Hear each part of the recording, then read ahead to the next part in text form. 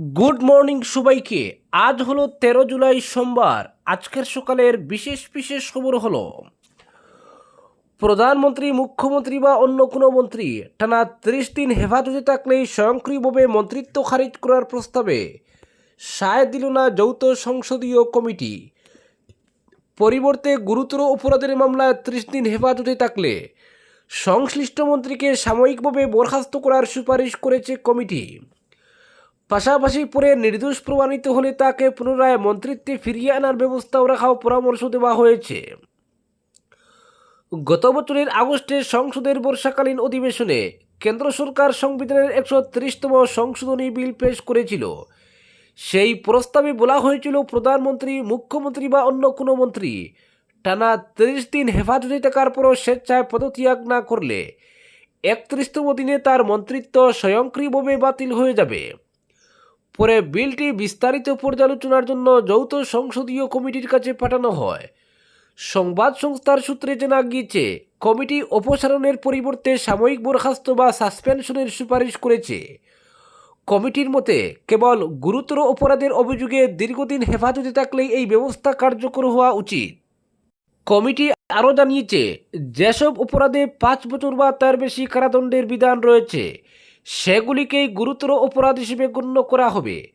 একই সঙ্গে অভিযুক্ত ব্যক্তি আদালতে নির্দোষ প্রমাণিত হলে তার সাময়িক বরখাস্তের সিদ্ধান্ত প্রত্যাহার করে পুনর্বহালের সুযোগ রাখা প্রয়োজন। এমনকি নির্দিষ্ট সময়ের মধ্যে বিচার প্রক্রিয়ায় উল্লেখযোগ্য অগ্রগতি না হলেও বরখাস্তের সিদ্ধান্ত পুনর্বিবেচনার সুপারিশ করা হয়েছে। আগামী সপ্তাহেই যৌথ সংসদীয় কমিটির প্রতিবেদন সংসদে পেশ হওয়ার কথা। সেখানে বিলের ভাষায় অপসারণের পরিবর্তে সাময়িক বরখাস্ত শব্দ ব্যবহার করার প্রস্তাবও অন্তর্ভুক্ত করা হয়েছে। উল্লেখ্য, এই বিলকে কেন্দ্র করে শুরু থেকেই রাজনৈতিক বিতর্ক তৈরি হয়েছিল। কংগ্রেস, তৃণমূল কংগ্রেস এবং সমাজবাদী পার্টি সহ একাধিক বিরোধী দল অভিযোগ তুলে এই আইন রাজনৈতিক উদ্দেশ্যে ব্যবহার করে বিরোধী শাসিত রাজ্যগুলিকে অস্থির করার চেষ্টা হতে পারে সেই অভিযোগ তুলে তারা যৌথ সংসদীয় কমিটির কার্যক্রম বয়কট করেছিল।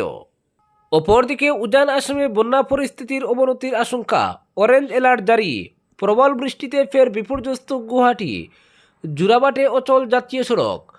প্রবল বৃষ্টিতে রবিবার ফের বিপর্যস্ত হয়ে পড়ল গুয়াহাটি শহরের বিভিন্ন এলাকায়। রাস্তায় জল জমলেও সবচেয়ে উদ্বেগজনক পরিস্থিতির সৃষ্টি হয়েছে শহরের পূর্ব প্রবেশদ্বার জোড়াবাট 9 মাইল ও 10 মাইল এলাকায়।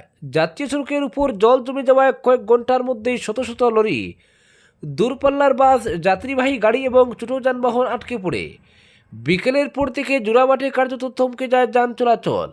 জোড়াবাট দিয়ে প্রতিদিন মেঘালয়, উজান অসম এবং অরুণাচল প্রদেশমুখী বিপুল সংখ্যক যানবাহন চলাচল করে। রবিবারের টানা বৃষ্টিতে এই গুরুত্বপূর্ণ করিডোরেই সবচেয়ে বেশি সমস্যা তৈরি হয়। জাতীয় সড়কের একাধিক অংশে জল জমে যানবাহনের গতি প্রায় থেমে যায়। বহু লরি ও ছোট গাড়ি মাঝ রাস্তায় আটকে পড়ে দীর্ঘ যানজটে দুর্ভোগে পড়েন অফিস যাত্রী, দূরপাল্লার যাত্রী এবং পণ্যবাহী গাড়ির চালকরা। পরিস্থিতি নিয়ন্ত্রণে আনতে ট্রাফিক পুলিশ জরুরি ভিত্তিতে যান চলাচলের রুট পরিবর্তন করে ডিগারু থেকে গুয়াহাটিমুখী হালকা যানবাহন ঘুরিয়ে দেওয়া হয়। শহর থেকে বের হওয়া গাড়িগুলিকে কইনাদরা মোড় থেকে বিকল্প পথে পাঠানো হয়। জোড়াবাট এড়িয়ে নারাঙ্গি হয়ে যাতায়াত করার পরামর্শ দেয় প্রশাসন। শুধু জোড়াবাট নয়, 9 mile, 10 mile, Hatigaon, Basistha, Rakshinigaon, Anilnagar, Nabanagar, Beltola, GS রোডের একাধিক অংশ এবং শহরের আরও বেশ কয়েকটি এলাকায় রাস্তায় জল জমে যান চলাচল ব্যাহত হয়। বহু ব্যক্তিগত গাড়ি ও দুচাকার যান মাঝপথে বিকল হয়ে পড়ে বিভিন্ন গুরুত্বপূর্ণ মোড়ে দীর্ঘক্ষণ যানজটের সৃষ্টি হয়। এদিকে গুয়াহাটিতে প্রবল বর্ষণের পাশাপাশি উজান আসামের বিভিন্ন জেলায়ও টানা বৃষ্টি অব্যাহত রয়েছে। ব্রহ্মপুত্র এবং তার উপনদীগুলির জলস্তর ক্রমশ বাড়ছে। এতে নদী তীরবর্তী এলাকা ও চরাঞ্চলে বসবাসকারী মানুষের মধ্যে উদ্বেগ বাড়ছে। জেলা প্রশাসনগুলিকে সতর্ক থাকতে নির্দেশ দেওয়া হয়েছে এবং সম্ভাব্য বন্যা পরিস্থিতি মোকাবিলায় ত্রাণ ও উদ্ধারকারী দল প্রস্তুত রাখা হয়েছে। ভারতীয় আবহাওয়া দফতর গুয়াহাটি সহ আসামের বিভিন্ন জেলার জন্য অরেঞ্জ অ্যালার্ট জারি করেছে। আগামী 24 ঘন্টায় ভারী থেকে অতি ভারী বৃষ্টিপাতের সম্ভাবনা রয়েছে। বিশেষ করে উজান অসম এবং মধ্য অসমে বৃষ্টির দাপট আরও বাড়তে পারে বলে পূর্বাভাসে জানানো হয়েছে। এর জেরে ব্রহ্মপুত্র সহ বিভিন্ন নদীর জলস্তর আরও বৃদ্ধির আশঙ্কা করা হয়েছে। অপরদিকে হরমুজের জাহাজে ইরানি হামলা, উদ্ধার 10 ভারতীয় নাবিক নিখোঁজ এক, কড়া নিন্দা জানিয়ে দ্রুত উদ্ধার কাজ সম্পন্ন করার দাবি নয়াদিল্লির। হরমুজ প্রণালীতে বাণিজ্যিক জাহাজে হামলার ঘটনায় ভারতীয় নাবিকদের জড়িয়ে পড়ায় উদ্বেগ আরও বেড়েছে। সাইপ্রাসের পতাকাবাহী একটি বাণিজ্যিক জাহাজে ইরানের হামলার পর জাহাজে থাকা 11 জন ভারতীয় নাবিকের মধ্যে 10 জনকে উদ্ধার করা হলেও এখনও একজন নিখোঁজ রয়েছেন। ঘটনায় তীব্র নিন্দা জানিয়ে দ্রুত উদ্ধার কাজ সম্পূর্ণ করার দাবি তুলেছে ভারত। শনিবার ওমান উপকূলের কাছে হামলার মুখে পড়ে জিএফএস গ্যালাক্সি নামে বাণিজ্য জাহাজটি ইরানের ইসলামী বিপ্লবী গার্ডের দাবি, জাহাজটি অনুমোদিত নৌপথ ব্যবহার না করে এগোচ্ছিল। একাধিকবার সতর্ক করার পরও নির্দেশ না মানায় সেটিকে থামাতে গোলাবর্ষণ করা হয়। ওমানে অবস্থিত ভারতীয় দূতাবাস জানিয়েছে, ঘটনার পর থেকেই পরিস্থিতির উপর নিবিড় নজর রাখা হচ্ছে। নিখোঁজ নাবিকের সন্ধানে ওমানের সংশ্লিষ্ট কর্তৃপক্ষের সঙ্গে নিয়মিত যোগাযোগ রাখা হচ্ছে এবং উদ্ধার অভিযানে সব ধরনের সহযোগিতা করা হচ্ছে। রবিবার বিদেশ মন্ত্রক এক বিবৃতিতে জানিয়েছে, ভারতীয় নাবিকের বহনকারী বাণিজ্য জাহাজে হামলা সম্পূর্ণ অগ্রহণযোগ্য। এখনও পর্যন্ত 10 জনকে নিরাপদে উদ্ধার করা সম্ভব হয়েছে, বাকি একজনের সন্ধানে জোর তল্লাশি চলছে। উদ্ধার কাজে সহায়তার জন্য ওমান সরকারকে ধন্যবাদও জানিয়েছে নয়াদিল্লি। বিদেশ মন্ত্রক জানিয়েছে, মাস্কাটে অবস্থিত ভারতীয় দূতাবাস গোটা পরিস্থিতির উপর সার্বক্ষণিক নজর রাখছে। নিখোঁজ নাবিকের সন্ধানে ওমান প্রশাসনের সঙ্গে নিয়মিত যোগাযোগ বজায় রাখা হয়েছে। শুধু এই ঘটনাই নয়, সাম্প্রতিক সময়ে আরব সাগর, লোহিত সাগর এবং সংলগ্ন আন্তর্জাতিক জলসীমায় বাণিজ্যিক জাহাজের পর ধারাবাহিক হামলার ঘটনাতেও গভীর উদ্বেগ প্রকাশ করেছে নয়াদিল্লি। ভারতের মতে এই ধরনের আক্রমণ আন্তর্জাতিক সামুদ্রিক বাণিজ্য ও বৈশ্বিক সরবরাহ ব্যবস্থার উপর গুরুতর হুমকি তৈরি করছে। বিদেশ মন্ত্রকের বিবৃতিতে সব পক্ষকে সংযম প্রদর্শনের আহ্বান জানিয়ে বলা হয়েছে, উত্তেজনা বাড়ানোর পরিবর্তে আলোচনার পথেই সংকটের সমাধান খুঁজতে হবে। আন্তর্জাতিক আইন মেনে আন্তর্জাতিক জলসীমায় অবাধ ও নিরাপদ নৌ চলাচল নিশ্চিত করা এখন অত্যন্ত জরুরি। অপরদিকে লক্ষ্মীপুরে উচ্ছেদ হওয়া ক্ষুদ্র ব্যবসায়ীদের পুনর্বাসনের দাবি। উচ্ছেদ অভিযানের 1 মাস পার হতে চললেও জিরিঘাটের ক্ষুদ্র ব্যবসায়ীদের দুর্দশা কাটেনি। উচ্ছেদের পর পুনর্বাসন বা ব্যবসার স্থায়ী ব্যবস্থা না করায় ব্যবসায়ীদের পরিবার চালানো এখন দায় হয়ে পড়েছে। বলতে গেলে চরম অনিশ্চয়তার মুখে পড়েছে বহু পরিবার। উল্লেখ্য, মাসখানেক আগে জিরিঘাটস্থিত আসাম মণিপুর সংযোগী জাতীয় সড়কের উভয় পাশে লক্ষ্মীপুর সমজেলা প্রশাসনের উদ্যোগে উচ্ছেদ অভিযান চালানো হয়। অভিযোগ, ক্ষুদ্র ব্যবসায়ীরা সড়কের পাশে অস্থায়ী দোকান বসানোয় এবং স্থায়ী দোকানিরা ড্রেন অতিক্রম করে রাস্তায় সামগ্রী রাখায় নাকি তীব্র যানজটের সৃষ্টি হচ্ছিল। প্রশাসনের সেই অভিযানে প্রায় 150 ক্ষুদ্র ব্যবসায়ীর দোকান গুড়িয়ে দেওয়া হয়, যার ফলে সরাসরি এর প্রভাব পড়েছে তাদের উপার্জনে। এমন অবস্থায় উচ্ছেদের পর সাময়িকভাবে ব্যবসায়ীরা জেরিঘাটস্থিত বিতর্কিত খেলার মাঠে বসলেও সময়ের সঙ্গে সঙ্গে সেই চিত্রটাও বদলে যায়। উচ্ছেদ হওয়া অধিকাংশ ব্যবসায়ী পুনরায় ব্যবসায় বসে পড়েন সড়কের এদিক ওদিক। এমনকি অধিকাংশ স্থায়ী দোকানিও আগের মতো দোকানের সামনের উচ্ছেদ হওয়া জায়গা আবার দখল করে নেন।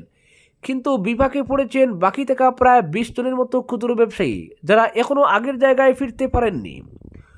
রবিবার এমনই অভিযোগ তুলে বঞ্চিত পুরুষ ও মহিলা ব্যবসায়ীরা খুব উগরে দিয়ে জানান, উচ্ছেদের পর সবাই একসঙ্গে খেলার মাঠে বসলেও এখন অধিকাংশ ব্যবসায়ী রাস্তায় ফিরে গেছেন। ফলে ফাঁকা মাঠে আর গ্রাহকরা আসছেন না, বাজারে বসেও বিক্রিবাট্টা হচ্ছে না। এমন অবস্থায় তারা পুনরায় নিজেদের পুরনো জায়গায় বসার উদ্যোগ নিলে পুলিশ বাধার মুখে পড়েন। অভিযোগ উঠছে, কিছু স্থায়ী ব্যবসায়ী আবার টাকা ছাড়া তাদের দোকানের সামনে ক্ষুদ্র ব্যবসায়ীদের বসতে দিচ্ছেন না। এ ব্যাপারে বঞ্চিত ব্যবসায়ীদের স্পষ্ট দাবি, হয় সবাইকে নিয়মের মধ্যে এনে একসঙ্গে বাজারে বসানো হোক, অন্যথায় তাদের পুরনো জায়গায় ব্যবসা করার সুযোগ দেওয়া হোক। এই সংকটের স্থায়ী সমাধানের লক্ষ্যে তারা লক্ষ্মীপুরের বিধায়ক তথা মন্ত্রী কৌশিক রায়েরও দৃষ্টি আকর্ষণ করেছেন। জিরিঘাটে কোনো স্থায়ী বাজার না থাকার কারণেই বারবার এই পরিস্থিতির সৃষ্টি হচ্ছে বলে তারা জানান। তাই তারা জিরিঘাটে দ্রুত একটি স্থায়ী বাজার গড়ে তোলার জন্য মন্ত্রীর কাছে আর্জি জানিয়েছেন।